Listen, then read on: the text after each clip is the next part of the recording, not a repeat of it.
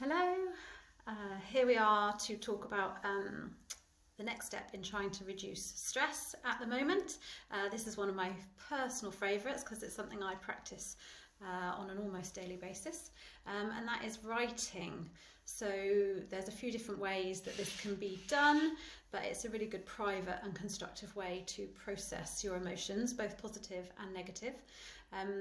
So you can either have a diary where you write down events of the day that you can go back and reflect on, positive and negative responses to events of the day, and planning what's coming.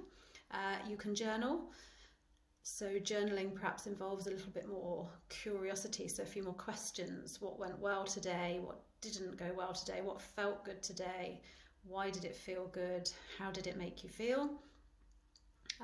Going down that road slightly more, or there is the way of processing your emotions by just writing down the dialogue that's going on in your head. So just literally unloading onto a piece of paper. One of the reasons that the writing is so good is because it's free, it's easy, you don't need any training. You can do it in the way that suits you best, and all you need is some quiet time to sit and just get lost in that creativity. It can be kind of meditative if you take it on as fully and freely as you can. So find some quiet space with no interruptions, and write down what's going on in your head. What stories are you telling yourself? What emotions are running through your head? It's those emotions that will be driving our behaviours a lot of the time, so it's important that you acknowledge what those emotions are, particularly if you are stressed and anxious. What is it that's going on in your head that's driving you towards that stress and anxiety, perhaps to some shortness of breath or some more physical manifestations of stress and anxiety?